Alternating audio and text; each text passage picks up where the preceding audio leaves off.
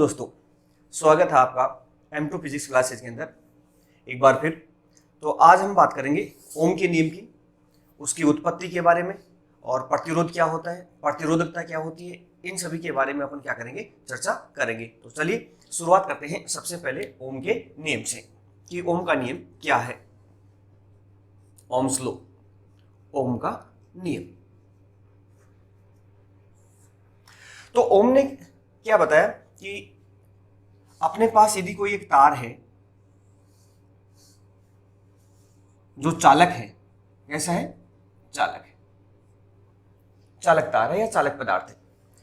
इस चालक पदार्थ के सिरों के ऊपर यदि अपन किसी बैटरी के द्वारा कोई विभवांतर क्या करें, आरोपित करें, तो इस चालक तार में क्या प्रवाहित होगी, धारा प्रवाहित होगी। अब वो जो धारा का जो मान है वो किस प्रकार से वेरी करेगा इसके अंदर, तो वो इसने बताया कि यदि अपन इस चालक के सिरों पर यदि वी विभवांतर यदि आरोपित करते हैं और प्रवाहित होने वाली जो धारा है वो इस चालक में कितनी है, आई है, तो प्रवाहित होने वाली धारा और विभव के अंदर एक संबंध निकाला इसने कि आरोपित विभवांतर और प्रवाहित होने वाली धारा का जो अनुपात है वो हमेशा कैसा रहेगा, नियत रहेगा। इसी को क्या कहा गया है, ओम का नियम। लेकिन कुछ शर्तें क्या कर दी गई, जोड़ दी गई। क्या जोड़ी गई कि आपने जो चालक तार लिया है, चालक पदार्थ लिया है, उसकी जो लेंथ है L वो कांस्टेंट होनी चाहिए। इसका जो अनुप्रस्थ काट क्षेत्रफल है वो इसका क्या होना चाहिए, कांस्टेंट होना चाहिए। और इसका जो टेम्परेचर है, ताप है, वो भी कैसा होना चाहिए, कांस्टेंट होना चाहिए। मतलब कोई भी पदार्थ है, उस पदार्थ की जो भौतिक अवस्थाएं हैं उन भौतिक अवस्थाओं को क्या रखा गया है, नियत रखा गया है। जैसे पदार्थ की जब लंबाई है, उसका अनुप्रस्थ काट क्षेत्रफल है, उसका जो टेम्परेचर है, उनको क्या रखा गया है, नियत रखा गया है। इन सबको नियत रखने के बाद यदि अपन इस चालक के ऊपर विभवांतर यदि आरोपित करेंगे और कितनी धारा प्रवाहित होती है, आई धारा प्रवाहित होती है, तो आरोपित विभवांतर और धारा का जो अनुपात है वो कैसा रहेगा, एक नियतांक के बराबर होगा, एक नियत रहेगा, कांस्टेंट रहेगा। इसी को क्या कहा गया है, ओम का नियम कहा गया है। तो अब ये जो नियतांक है, इस नियतांक को किससे रिप्रेजेंट किया गया है, आर से रिप्रेजेंट किया गया है, और इसको कहा जाता है उस पदार्थ का प्रतिरोध, पदार्थ का प्रतिरोध कहा जाता है, रेजिस्टेंस कहा जाता है। ठीक है, तो इस तरह से अपन ओम के नियम को क्या लिखेंगे कि किसी पदार्थ की भौतिक अवस्थाओं, ताप, दाब, लंबाई आदि को नियत रखते हुए उसके सिरों पर वे विभवांतर यदि आरोपित किया जाए और आई धारा प्रवाहित होती है, तो आरोपित विभवांतर और धारा का जो अनुपात है वो हमेशा कैसा रहेगा, नियत रहेगा, जिसको अपन ने किससे रिप्रेजेंट कर दिया, आर से रिप्रेजेंट कर दिया। अब यहाँ पर सिंपल सा इसका अर्थ समझते हैं कि अपन ने क्या लिखा, पदार्थ का प्रतिरोध। तो प्रतिरोध का मतलब होता है अवरोध, या कह सकते हैं रुकावट, या कह सकते हैं बाधा। एक तरह से अवरोध उत्पन्न हुआ। ये अवरोध कहां उत्पन्न हुआ कि जब ये इस चालक पदार्थ के अंदर जो मुक्त इलेक्ट्रॉन है, ये मुक्त इलेक्ट्रॉन क्या करेंगे, गति करेंगे, तो क्या होगा कि एक तो ये आपस में भी क्या होंगे, टकराएंगे, मुक्त इलेक्ट्रॉनों की मुक्त इलेक्ट्रॉन से क्या होगी, टक्कर होगी, और दूसरे इस पदार्थ के जो परमाणु हैं उन परमाणु के साथ में भी इनके क्या होगी, टकरे होंगी, जिससे इलेक्ट्रॉनों को एक सिरे से दूसरे सिरे तक आने में क्या होगी, बाधा उत्पन्न होगी। और उसी बाधा को अपन ने यहाँ पर किससे रिप्रेजेंट किया है, आर से रिप्रेजेंट किया, जिसको अपन क्या बोलते हैं, प्रतिरोध बोलते हैं। ठीक है, तो ये तो हुआ ओम का नियम। अब अपने पास यहाँ पर जो प्रतिरोध है, इस प्रतिरोध का मात्रक क्या होगा, तो प्रतिरोध का जो मात्रक है, यहाँ पर वी अपने क्या कहा, विभवांतर है, तो इसका मात्रक क्या होगा, वोल्ट, अपने पढ़ा था। और धारा जो है उसका मात्रक क्या है, एम्पियर है, एम्पियर। तो वोल्ट जो प्रति एम्पियर है वो क्या है, प्रतिरोध का मात्रक हो गया। और इस वोल्ट प्रति एम्पियर को क्या कहा गया है, ओम कहा गया है, जिसको अपन इस सिंबल से रिप्रेजेंट करेंगे, उसको बोला जाता है ओमेगा। ओमेगा से ओमेगा कहा जाता है। तो ये हुआ प्रतिरोध का मात्रक, वोल्ट प्रति एम्पियर, या इसको क्या कह सकते हैं, पर ओम कह सकते हैं। अब दूसरी बात करते हैं कि प्रतिरोध की विमा क्या होगी। तो प्रतिरोध की विमा के लिए अपने विभव की विमा चाहिए और अपने को क्या चाहिए, धारा की विमा चाहिए। अब यदि मान लो कि आपको डायरेक्ट यदि याद नहीं है विभव की विमा, तो विभव का फॉर्मूला आपने क्या पढ़ा था कि V बराबर W अपन कितना, कार्य बटा आवेश पढ़ा था। तो अपन क्या करें, फॉर्मूला लिख लेते हैं, W अपॉन कितना हो गया Q इंटू कितना हो गया I। अब अपन आराम से लिख सकते हैं कि कार्य की विमा अपने को याद रहते हैं कि M1 L2 T-2 अपॉन आवेश, आवेश की विमा अपने पढ़ी थी पहले चैप्टर के अंदर, A1 इंटू कितना है T1, और धारा की जो विमा है वो कितनी है A1। तो इस तरह से अपने को क्या मिला यहाँ पर कि M1 L2 T-2 ऊपर है और T1 नीचे, ये T1 ऊपर जाएगा तो कितना हो जाएगा -1, और -1 और -2 कितना हो जाएगा -3। A1 और A1 A2 हो गया, और ये भी ऊपर जाएगा तो किसका हो जाएगा -2 का बन जाएगा। तो इस तरह से प्रतिरोध की विमा अपने को क्या मिल गई, M1 L2 T-3 और A-2 मिल जाती है। तो ये तो हुआ मात्रक और विमाओं की बात। अब कई बार जो है कि यहाँ पर क्वेश्चन पूछा जाता है कि V और I के अंदर क्या पूछा जाता है, ग्राफ पूछा जाता है, ठीक है। तो यहां से अपन देखेंगे कि क्या इस फॉर्मूले को ऐसे लिख सकते हैं अपन ने क्या लिखा कि V अपॉन I है वो बराबर है नियतांक R के बराबर। तो यहां से क्या कह सकते हैं कि V बराबर I इंटू कितना कह सकते हैं, R कह सकते हैं। R तो नियतांक है, ये नियतांक है, तो इसको वापस अपन क्या लिख सकते हैं, V समानुपाती कितना लिख सकते हैं, I के रूप में लिखा जा सकता है। तो ओम का जो नियम है उसको दूसरे रूप में इस तरह से भी बोला जा सकता है कि किसी पदार्थ की भौतिक अवस्थाओं को नियत रखते हुए विभवांतर आरोपित किया जाए, तो आरोपित विभवांतर जो है वो उसमें प्रवाहित होने वाली जो धारा है उसके कैसा होता है, समानुपाती होता है। तो इस तरह से अपन देखेंगे कि यहाँ पर V और I के बीच में यदि ग्राफ खींचेंगे तो कैसा प्राप्त होगा, एक समानुपाती ग्राफ प्राप्त होगा। और ये वाली जो ग्राफ है इसके अंदर x अक्ष के ऊपर अपने धारा ले ली और y अक्ष के ऊपर क्या ले लिया, विभवांतर ले लिया, V ले लिया। तो ये एक सीधी रेखा प्राप्त होती है। कैसी रेखा प्राप्त होती है, हमेशा एक सीधी रेखा प्राप्त होती है। अब इस ग्राफ के ऊपर आधारित भी क्वेश्चन होते हैं। अब ग्राफ पर कैसे क्वेश्चन पूछे जाएंगे कि चलो अपन ले लेते हैं कि मान लिया कि इस बिंदु को मूल बिंदु दिया, O कह दिया, और यहां पर इस ग्राफ को क्या कह दिया, A। तो O अपने को एक रेखा है मिल रही है जो किसको रिप्रेजेंट कर रही है, तार के प्रतिरोध को रिप्रेजेंट कर रही है। अब यदि अपन इस वो बिंदु O से अक्ष के ऊपर यदि क्या डाल दें, लंब डाल दें, और यदि देखें कि ये जो OA रेखा है वो अक्ष के साथ में या धारा वाली जो अक्ष है उसके साथ में मान लो कि कितना कोण बना रही है, थीटा कोण बना रही है। तो अपन यहां पर देखेंगे कि इस OA रेखा का ढाल, OA का ढाल, या क्या कह सकते हैं, इसकी प्रवणता कह सकते हैं, ठीक है। तो ढाल या प्रवणता का मतलब क्या होता है, टेन थीटा होता है।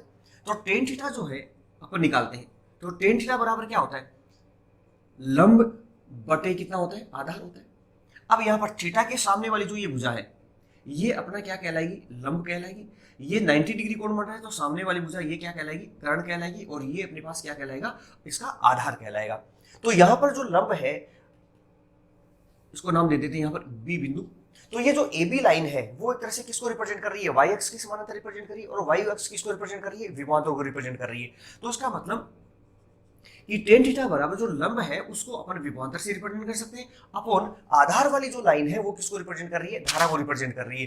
तो इसको किससे रिप्रेजेंट कर सकते हैं, अपन I से रिप्रेजेंट कर सकते हैं। तो अब यहाँ पर देखो अपने को क्या मिला कि इस रेखा का जो ढाल आया वो मिलता है V अपॉन कितना, I।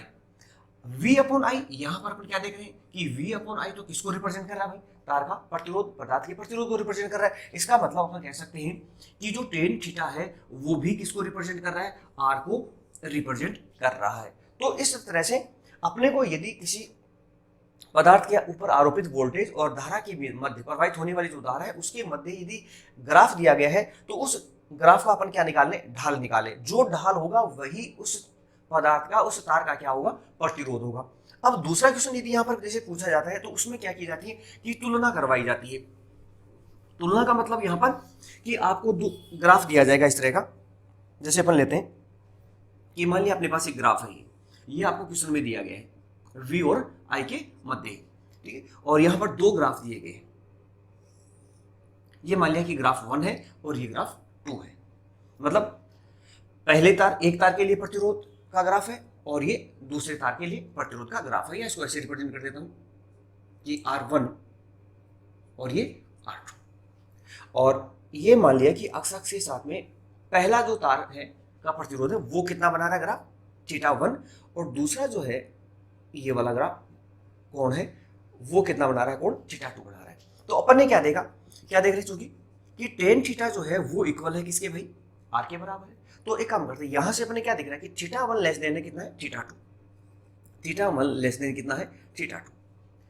तो दोनों का टेन ले ले तो कितना होगा, tan theta one less than कितना होगा, टेन थीटा टू। अब टेन थीटा तो किसको रिप्रेजेंट कर रहा है, आर को रिप्रेजेंट कर रहा है। तो थीटा वन जो कोण है वो कौन से तार के प्रतिरोध के लिए, आर वन के लिए प्रतिरोध है। तो इसको अपन क्या लिख दें, आर वन, और लेस देन टेन थीटा के लिए इसको क्या लिख दें, आर टू। तो इस तरह से अपने को यहाँ पर क्या मिला कि प्रथम तार का जो प्रतिरोध है वो द्वितीय तार के प्रतिरोध से कम है, या द्वितीय तार का जो प्रतिरोध है वो पहले तार से क्या है, ज्यादा है। तो इस तरह से अपन क्या निकाल सकते हैं, प्रतिरोध का मान निकाल सकते हैं कि कौन से तार का प्रतिरोध कम होगा और कौन से तार का प्रतिरोध ज्यादा होगा। तो यहाँ पर क्वेश्चन बार बार पूछा जाता है, इसलिए अपने पास एक इंपॉर्टेंट क्वेश्चन यहाँ पर बन जाता है। तो ये तो था ओम का नियम, जिसके अंदर अपन चर्चा कर ली कि किन किन बातों पर। अब यहां पर बात आती है कि ओम का जो नियम है क्या ये सार्वत्रिक नियम है या नहीं है। तो ओम का जो नियम है वो सार्वत्रिक नियम नहीं है, यूनिवर्सल लॉ, सार्वत्रिक नियम ये नहीं है। अब बात आती है कि ऐसा क्यों है, कि सार्वत्रिक नियम क्यों है, क्यों नहीं है ये। तो ये सभी जो पदार्थ हैं उनके ऊपर लागू नहीं होता, ये सिर्फ किसके लिए लागू होता है, चालकों के लिए ही लागू होता है। क्योंकि और वो भी कहां पर, चालकों के अंदर भी कम ताप के ऊपर। यदि ताप बहुत ज्यादा यदि चालक पदार्थ का बढ़ा दिया गया तो उस कंडीशन में फिर ओम का नियम लागू नहीं होता। क्यों, क्योंकि जब आप किसी पदार्थ का ताप यदि बढ़ाते हैं तो ताप बढ़ाने से उसका प्रतिरोध क्या हो जाता है, बदल जाता है। और प्रतिरोध यदि बदल जाएगा तो अपने को जो ये V और I के मध्य जो ये सीधी लाइन प्राप्त होती है, जो ग्राफ प्राप्त होता है, सरल रेखीय जो ग्राफ होता है, ये अपने को सरल रेखीय प्राप्त नहीं होता, बल्कि क्या हो जाता है, थोड़ा सा वक्रित होना क्या हो जाता है, शुरू हो जाता है। तो अपन कह सकते हैं कि एक निश्चित ताप के ऊपर ही ये क्या होता है, सरल रेखीय ग्राफ प्राप्त होता है। तो इस तरह से ओम का जो नियम है वो यूनिवर्सल लॉ नहीं है, सार्वत्रिक नियम नहीं है। अर्धचालक है, कुचालक है, उनके लिए भी इनके कैसे ग्राफ प्राप्त होते हैं, अलग सरल रेखीय ग्राफ प्राप्त नहीं होते, वक्रीय ग्राफ प्राप्त होते हैं। तो इसलिए अपन कह सकते हैं कि ओम का जो नियम है वो यूनिवर्सल लॉ नहीं है, सार्वत्रिक। अब अपन आगे बात करते हैं, यहाँ जो क्वेश्चन पूछा जाता है कि ओम के नियम को सिद्ध कीजिए या ओम के नियम को व्युत्पन्न कीजिए।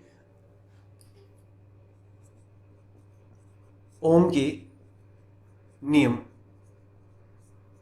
की व्युत्पत्ति कि अपने को प्रूव करना है ओम के नियम को, ठीक है।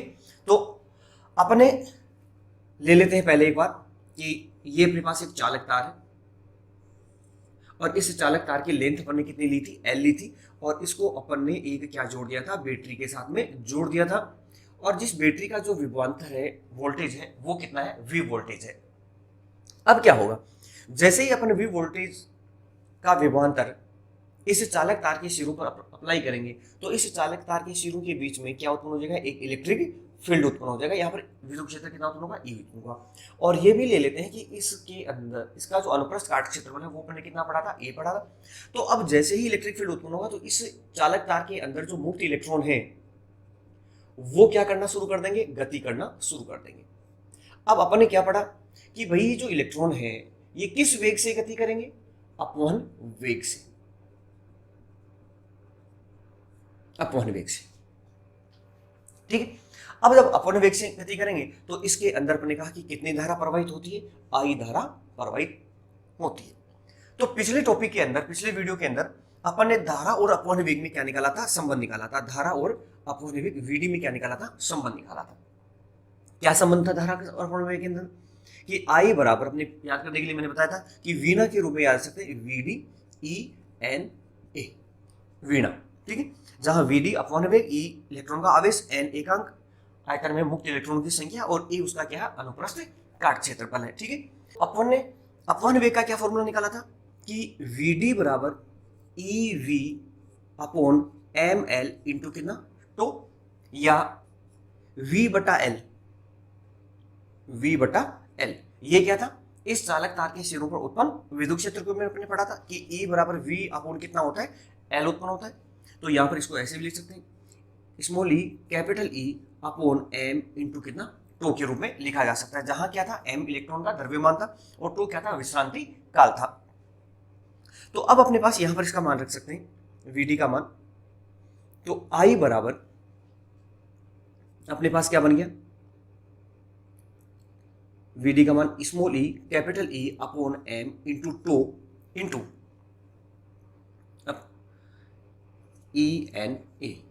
ठीक है, तो अपने पास यहां पर क्या मिला, ई इंटू ई कितना बन गया, ई स्क्वायर, तो आई इक्वल टू इसको लिख सकते हैं एन ई square tau into capital E into ए अपॉन कितना एम लिख सकते हैं।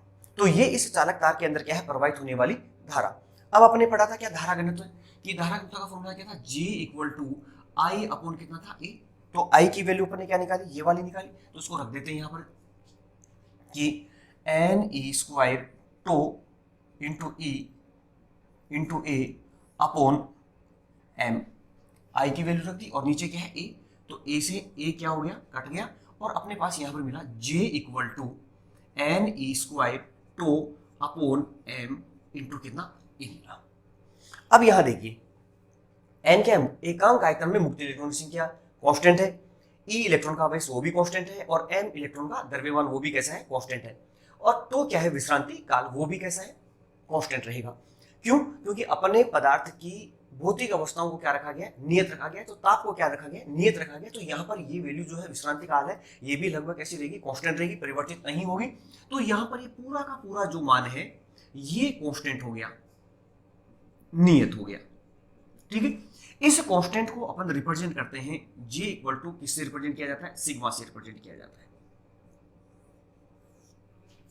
और सिग्मा जो है इसको क्या कहेंगे, पदार्थ की चालकता, पदार्थ की चालकता इसको कहा जाता है। ठीक है, तो अब और ये जो है ये इसको कह सकते हैं कि चालकता जो होती है वो पदार्थ का एक विशिष्ट गुण है, अभिलाक्षणिक गुण है, अभिलाक्षणिक गुण है। और ये पदार्थ की जो चालकता है ये पदार्थ की प्रकृति और उसके ताप के ऊपर क्या करती है, निर्भर करती है। तो ये जो अपने लिखा J इक्वल टू सिग्मा ही, ये भी एक तरह से ओम का नियम है सूक्ष्म रूप के अंदर। इसको विस्तार से जब अपन आगे पढ़ेंगे तो अपन दोबारा इसको आगे चर्चा करते हैं। अपन ने क्या लिया कि तार की जो लंबाई है वो L है, अनुप्रस्थ काट क्षेत्रफल कितना है, E है इसका। तो धारा घनत्व की जो डेफिनेशन थी वो अपने J इक्वल टू कितनी पड़ी, I अपॉन कितना लिखा था, A, अभी जस्ट लिखा था यहाँ पर, ये भी धारा घनत्व है। तो क्या लिख सकते हैं, ये वैल्यू यहाँ रख सकते हैं, और यहाँ रखेंगे तो I अपॉन A बराबर अपने को क्या मिल गया, सिग्मा इंटू कितना मिल गया, E। अब धारा तो आ गई, अपने को क्या चाहिए, विभवांतर भी चाहिए। तो E बराबर क्या लिखा था, V अपॉन L, जो अपने शुरू में यहाँ लिखा हुआ था उसको वापस में रिपीट कर देता हूँ यहाँ पर। तो ये क्या बन गया, सिग्मा V बटा कितना बन गया, L बन गया। तो अब सिग्मा और L का इधर क्या कर दें, पक्षांतर कर दें। पक्षांतर करेंगे तो अपने को क्या मिलेगा, I into L upon sigma into कितना मिल गया, A, और बराबर कितना मिल गया, V मिल गया अपने को। अब देखो यहां पर थोड़ा सा इसको लिख लेता हूं ढंग से कि V बराबर 1 upon sigma into L upon A into कितना I। यहां पर 1 अपॉन जो ये सिग्मा बना ये क्या है, चालकता का व्युत्क्रम है, और चालकता के जो व्युत्क्रम है उसको रिप्रेजेंट किया जाएगा रो से। तो V equal to rho into L upon A into कितना हो गया, I हो गया। तो यहां पर जो ये रो है, रो जो है इसको बोलते हैं पदार्थ की प्रतिरोधकता। क्या बोलेंगे इसको, रो को, पदार्थ की प्रतिरोधकता या विशिष्ट प्रतिरोध, विशिष्ट प्रतिरोध। तो प्रतिरोधकता क्या होगी एक तरह से कि रो इक्वल टू 1 अपॉन कितना हो गया, सिग्मा। प्रतिरोधकता जो है वो चालकता की कैसी व्युत्क्रम अनुपाती, या कह सकते हैं कि सिग्मा इक्वल टू 1 अपॉन कितना कहा जा सकता है, कि चालकता जो है वो प्रतिरोधकता की कैसी है, व्युत्क्रमानुपाती है। तो इस तरह से अपने पास रो L अपॉन A इंटू कितना मिला, I। अब यहां पर इसको देखिए, अपन ने जो चालक तार लिया उसके अंदर अपने क्या कहा कि चालक तार की लंबाई फिक्स है, नियत रखी गई, अनुप्रस्थ काट क्षेत्रफल है वो भी कांस्टेंट रखा गया है, और रो है वो भी कैसा है, कांस्टेंट है। क्योंकि सिग्मा को अपन ने क्या कहा, एक नियतांक, सिग्मा कैसी मिली थी, एक नियत राशि मिली थी, सिग्मा नियत है तो प्रतिरोधकता भी कैसी होगी, नियत होगी। तो इस तरह से ये जो पूरी जो राशि यहाँ आ रही है रो L अपॉन A, ये क्या है, एक कांस्टेंट राशि है। ठीक है, तो इस कांस्टेंट राशि को ही किससे रिप्रेजेंट करेंगे अपन, चलो लिखता हूं आगे। तो अपने को मिला ये V बराबर रो इंटू L अपॉन ए इंटू कितना हो गया आई। इसको रिप्रेजेंट किया गया है v इक्वल टू, यहां पर देखो आई इंटू क्या लिख सकता हूं उसको r, क्योंकि ये कांस्टेंट राशि है। आई को मैं इधर ही लेके आता हूं, तो v अपॉन क्या बना आई बराबर क्या बन गया r, जिसको अपन ने कहा है रो इंटू एल अपॉन कितना ए, और ये कैसा है कांस्टेंट है, नियत है। और यही अपने को क्या करना था, सिद्ध करना था कि v और i का जो अनुपात है वो कैसा रहता है, नियत रहता है। इसी को अपन क्या करें, ओम का नियम कहा था। तो इस तरह से अपने को क्या मिल गया, ओम के नियम की उत्पत्ति मिल गई।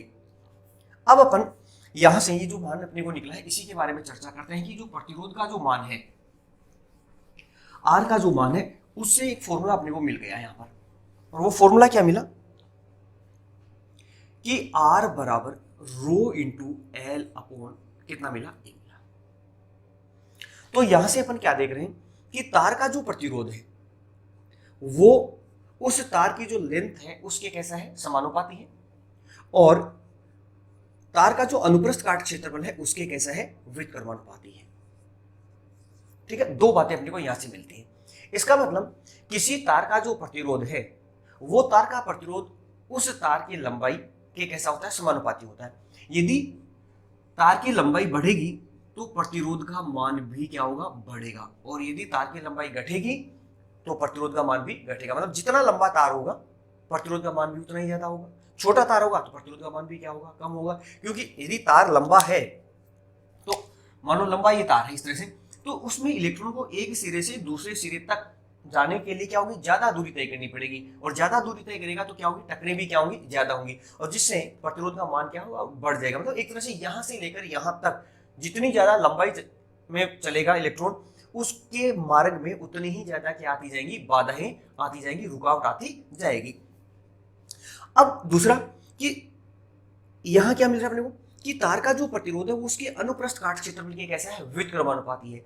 मतलब ये जो तार का अनुप्रस्थ काट क्षेत्रफल होता है इसके कैसा है, ये है अनुप्रस्थ काट क्षेत्रफल, जो इस तार के लंबाई के कैसा है, लंबवत होता है हमेशा। ठीक है, काटा, इसको काट दिया जाता है, तो इसको अपन क्या बोलते हैं, जो वर्ताकार ये हिस्सा दिख रहा है अपने को, ये कैसा दिख रहा है, अनुप्रस्थ काट क्षेत्रफल इसको कहते हैं अपन। तो तार जितना ज्यादा मोटा होगा, ए का मान जितना ज्यादा होगा, या अनुप्रस्थ काट क्षेत्रफल जितना ज्यादा होगा, तार का प्रतिरोध उतना ही क्या होगा, कम होगा। मतलब ए की जो वैल्यू है ये जितनी ज्यादा होगी, आर की वैल्यू उतनी ही क्या होगी, कम होगी। मतलब मोटा तार है तो उसका प्रतिरोध क्या होगा, कम होगा, और तार यदि पतला है तो उसका प्रतिरोध क्या होगा, ज्यादा होगा। दूसरे रूप में यहां से इसको ऐसे भी लिख सकते हैं कि देखो आर समानुपाती 1/, अपने कितना लिखा, ए लिखा, तो ए क्या है, अनुप्रस्थ काट क्षेत्रफल। कैसा भाग दिखाई दे रहा है, वर्ताकार, इस तरह का ये वर्त दिखाई देता है। ठीक है, तो मान लिया कि ये जो वर्ताकार भाग है, इस वर्त की त्रिज्या कितनी है, यदि आर है तो क्षेत्रफल कितना बन गया, वर्त का क्षेत्रफल अपने कितना होता है, पाई आर स्क्वायर होता है। तो यहां से क्या लिख सकते हैं, आर समानुपाती 1/, कितना लिख सकते हैं, पाई आर स्क्वायर, पाई भी कांस्टेंट है, तो आर समानुपाती 1/, कितना लिखा जा सकता है, आर स्क्वायर लिखा जा सकता है। इसका मतलब तार जितना, आर जो है वो क्या है, रेडियस है, त्रिज्या है, ध्यान रखें इस तार की त्रिज्या। तो तार की त्रिज्या जितनी कम होगी मतलब तार क्या होगा, पतला होगा, और तार पतला होगा तो उसका प्रतिरोध भी क्या होगा, ज्यादा होगा, और तार मोटा है, उसकी त्रिज्या ज्यादा है, तो उसका प्रतिरोध भी क्या होगा, कम होगा। ठीक है, तो इसका मतलब किसी चालक तार का जो प्रतिरोध है वो दो बातों पर निर्भर कर रहा है, तार की लंबाई और उसके अनुप्रस्थ काट क्षेत्रफल। और तीसरी जो इसकी जो निर्भरता है वो पदार्थ की प्रकृति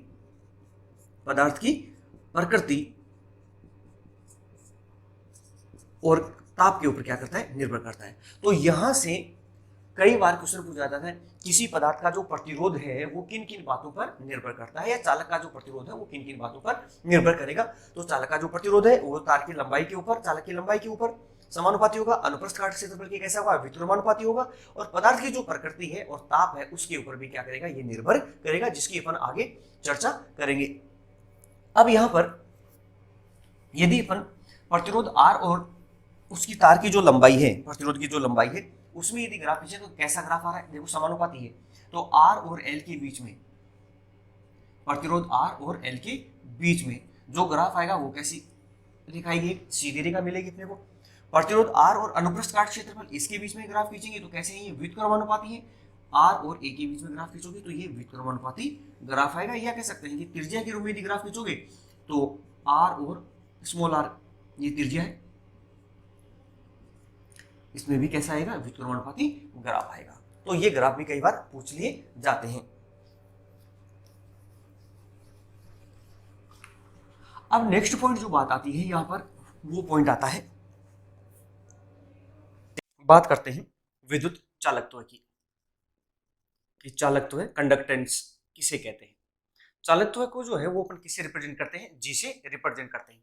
और किसी पदार्थ का जो चालकत्व है वो उस पदार्थ के प्रतिरोध के कैसा होता है, व्युत्क्रमानुपाती होता है। तो क्या लिख सकते हैं, G इक्वल टू 1 कितना, R लिख सकते हैं कि किसी पदार्थ का जो चालकत्व है वो प्रतिरोध के कैसा होता है, व्युत्क्रमानुपाती होता है, या कह सकते हैं प्रतिरोध के व्युत्क्रम को क्या कहा जाता है, चालकत्व कहा जाता है। तो यहां से चालकत्व का जो मात्रक है वो अपने पास क्या बना, 1 प्रतिरोध का मात्रक क्या है, ओम, या क्या कह सकते हैं ओम इनवर्स, और ओम इनवर्स है इसको क्या लिख सकते हैं, सीमेन भी कहा जाता है। तो प्रतिरोध जो चालकत्व है उसका मात्रक क्या बन गया, ओम इनवर्स, और क्या कह सकते हैं, सीमेन कह सकते हैं। नेक्स्ट अपन बात करते हैं पदार्थ की प्रतिरोधकता, प्रतिरोधकता व चालकता के बारे में। ठीक है, तो अभी अपन ने क्या पढ़ा कि पदार्थ की प्रतिरोधकता और चालकता। प्रतिरोधकता को अपन ने किससे रिप्रेजेंट किया था, रो से, और इसको अपन ने क्या कहा था, विशिष्ट प्रतिरोध भी कहा था। ठीक है, विशिष्ट प्रतिरोध, विशिष्ट प्रतिरोध दोनों का मतलब एक ही है, विशिष्ट प्रतिरोध बोल दो या प्रतिरोधकता कह दो, एक ही अर्थ है। और चालकता को अपन ने किससे रिप्रेजेंट किया था, सिग्मा से रिप्रेजेंट किया था। तो अपने पास अपने क्या फॉर्मूला पढ़ा, देखो यहाँ पर प्रतिरोध का, कि R बराबर रो इंटू एल अपॉन कितना होता है, ए। तो अब यहां से अपन यदि प्रतिरोधकता की यदि बात करें तो प्रतिरोधकता का मान क्या होगा, रो बराबर ए का पक्षांतर कर दें तो R इंटू ए, और एल का भी पक्षांतर कर दें तो कितना हो गया, एल हो गया। तो अब इस फॉर्मूले को देख के अपने को क्या लग रहा है कि किसी पदार्थ की जो प्रतिरोधकता है वो प्रतिरोधकता उस तार के अनुप्रस्थ काट क्षेत्रफल के समानुपाती है, और उसकी जो लेंथ है एल उसके कैसी है, वो व्युत्क्रमानुपाती है। और यहीं पर क्वेश्चन पुट अप होता है, पूछा जाता है कि किसी पदार्थ की जो प्रतिरोधकता है वो किन किन बातों पर निर्भर करती है। तो अपन फॉर्मूले को देख के क्या लिख देते हैं कि पदार्थ की जो प्रतिरोधकता है, प्रतिरोधकता जो है वो अनुप्रस्थ काट क्षेत्रफल के समानुपाती होती है, और लंबाई की कैसी होती है, व्युत्क्रमानुपाती है। ये बात अपन ने क्यों कही, क्योंकि अपन जब प्रतिरोध के बारे में पढ़ते हैं तब यही कहते हैं कि प्रतिरोध है वो आर एल के समानुपाती है, और अनुप्रस्थ काट क्षेत्रफल की कैसा है, व्युत्क्रमानुपाती है। तो इसी चीज से अपन ये वाली बात कह देते हैं, लेकिन ये कहना क्या है यहाँ पर गलत है। किसी पदार्थ की जो प्रतिरोधकता है उसको परिभाषित करने का क्या तरीका है कि आप जो तार ले रहे हैं उस तार का अनुप्रस्थ काट क्षेत्रफल कितना होना चाहिए, 1 मीटर स्क्वायर होना चाहिए, और उसकी जो लेंथ है वो कितने मीटर होनी चाहिए, 1 मीटर होनी चाहिए। मतलब कि तार की जो लंबाई है वो कितने मीटर हो, 1 मीटर हो, उसका जो अनुप्रस्थ काट क्षेत्रफल है वो कितना हो, 1 मीटर स्क्वायर हो। मतलब अपने को इस तार का या इस पदार्थ का एक टुकड़ा काटना है, ऐसा टुकड़ा जिसकी जो लेंथ है वो कितने मीटर रखी हो, 1 मीटर हो, और उसका अनुप्रस्थ काट क्षेत्रफल कितना हो, 1 मीटर स्क्वायर हो। अब वो कहीं से भी, चाहे आप यहां से काटो, चाहे यहां से काटो, चाहे यहां से काटो, कहीं से भी उसको काट लीजिए, तो अपने को क्या मिलेगा कि वहां पर rho equal to r into 1 upon कितना 1, तो रो इक्वल टू क्या मिला अपने को, आर। मतलब आप उस पदार्थ का कोई भी टुकड़ा काटो, लेकिन शर्त क्या है कि लंबाई कितनी हो, 1 मीटर, और अनुप्रस्थ काट क्षेत्र पर कितना रखा जाए, 1 मीटर स्क्वायर रखा जाए। तो सभी जगह का जो प्रतिरोध होगा वो अपने को कैसा मिलेगा, बराबर मिलेगा, और वही जो प्रतिरोध है वो अपने को क्या कहलाएगा, उस पदार्थ की प्रतिरोधकता या विशिष्ट प्रतिरोध कहलाएगा। तो अब अपन सॉरी परिभाषा क्या लिखेंगे यहाँ पर कि यदि किसी चालक तार की लंबाई 1 और अनुप्रस्थ काट क्षेत्र 1 मीटर स्क्वायर है तो तार का जो प्रतिरोध होगा वही तार का प्रतिरोध उस पदार्थ की क्या कहलाएगी, विशिष्ट प्रतिरोधकता या विशिष्ट प्रतिरोध या प्रतिरोधकता कहलाएगी। जब उस चालक तार के अंदर क्या प्रवाहित हो रही हो, धारा, और जो कैसी हो, उस तार के लंबवत हो, उस तार की लंबाई के लंबवत क्या प्रवाहित हो रही है, धारा प्रवाहित हो रही हो, तो उसको अपन क्या बोलेंगे, पदार्थ का विशिष्ट प्रतिरोध कहा जाएगा।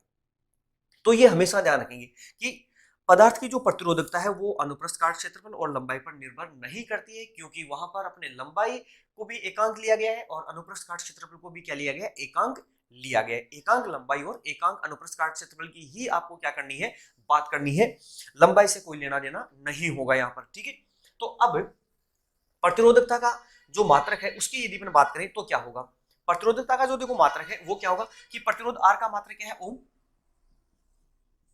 और क्षेत्रफल का मात्रक क्या होता है, मीटर स्क्वायर, और लंबाई का जो मात्रक है वो क्या है, मीटर। तो मीटर से मीटर क्या हो गया, कैंसिल, और अपने पास क्या बन गया, मात्रक बन गया ओम इंटू मीटर बन गया, ठीक है। तो प्रतिरोधकता का मात्रक क्या होता है, ओम इंटू मीटर लिख सकते हैं अपन। तो ये तो हुई प्रतिरोधकता की बात। चालकता जो है वो क्या होगी, चालकता जो है वो प्रतिरोधकता के व्युत्क्रमानुपाती होती है।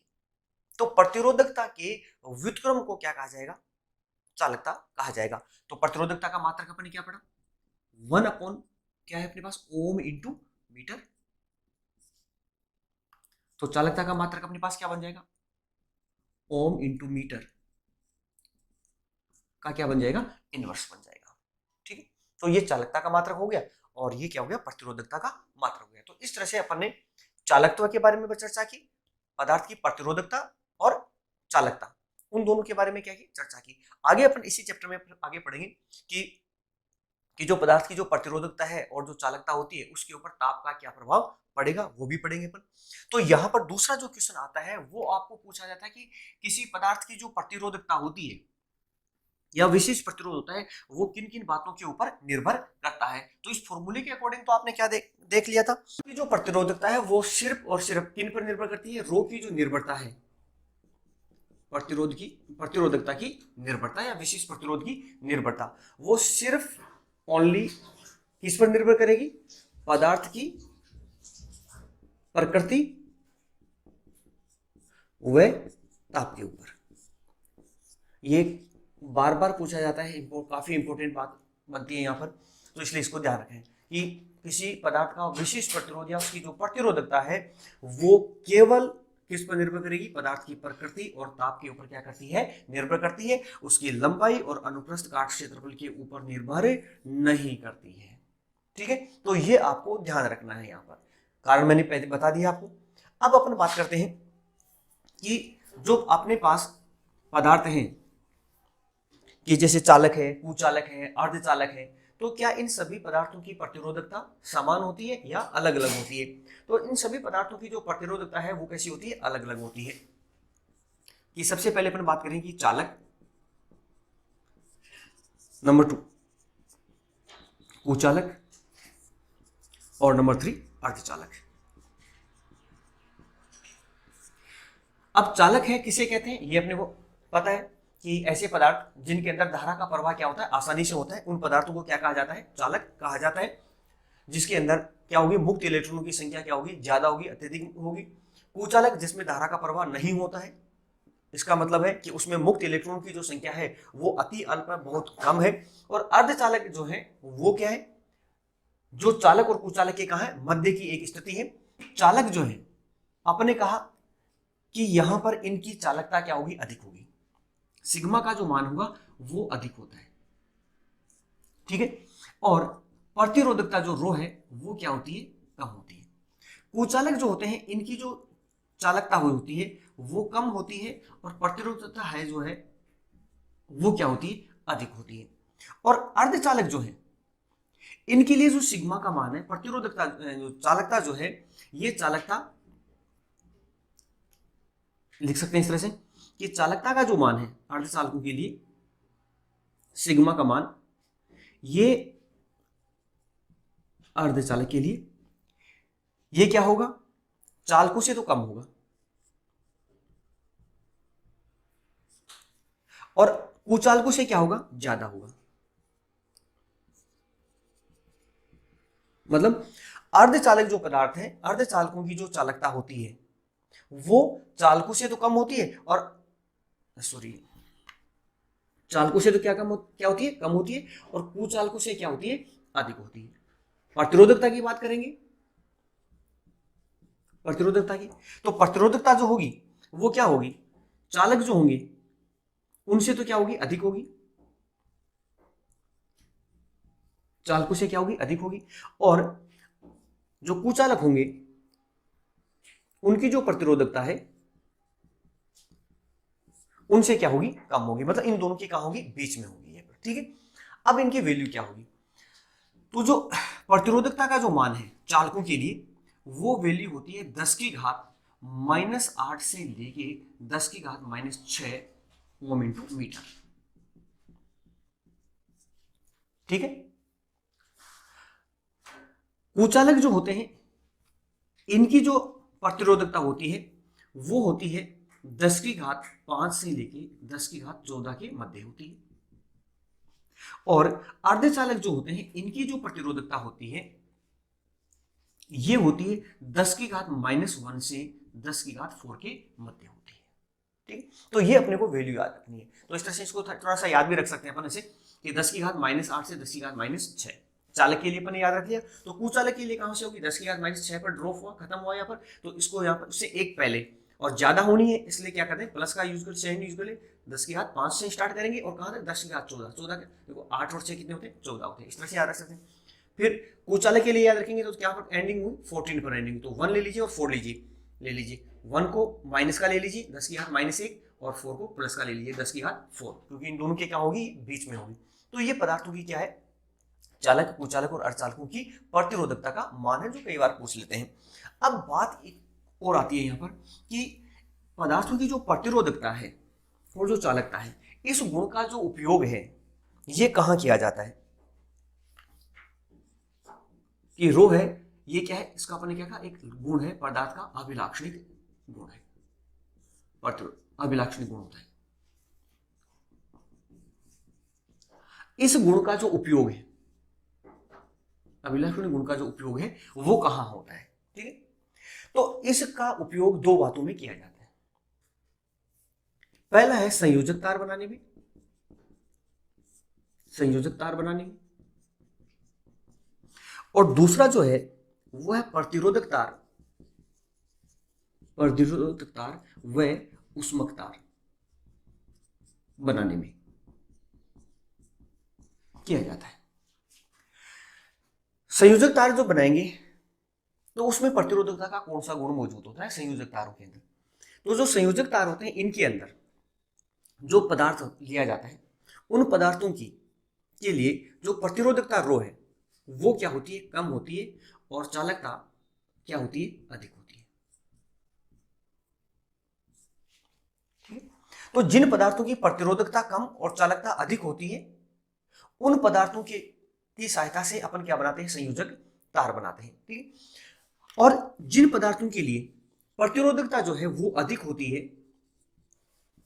और चालकता जो है वो क्या हो, कम हो,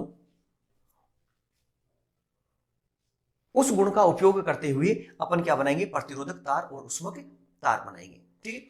तो संयोजक तार बनाने के अंदर अपन साधारण से अपन जैसे बात करते हैं तो किसका यूज करते हैं, तांबा, एल्यूमिनियम, मोस्टली जो अपन है एल्यूमिनियम, चांदी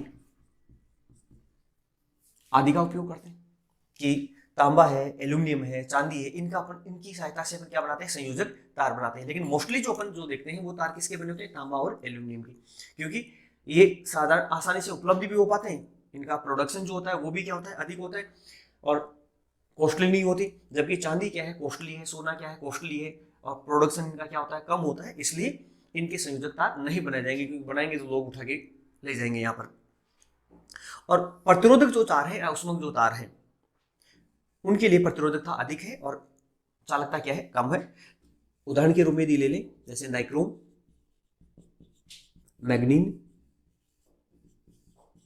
कॉन्स्टेंटन, इनका जो उपयोग है वो कहां पर किया जाता है, प्रतिरोधक तार और उष्मक बनाने में किया जाता है। और अपन आगे भी पढ़ेंगे कि प्रतिरोध की नाइक्रोम है, मैग्नीन है, कॉन्स्टेंटन जो है उनका उपयोग है वो अपन विभव मापी और मीटर सेतु बनाने में भी करते हैं, तो वहां पर भी कारण यही है कि इनकी प्रतिरोधकता क्या होती है, अधिक होती है, और चालकता जो है वो क्या कम होती है, और इनके ऊपर जो ताप का प्रभाव है वो कम पड़ता है, इसलिए यहाँ पर इनका यूज किया जाता है।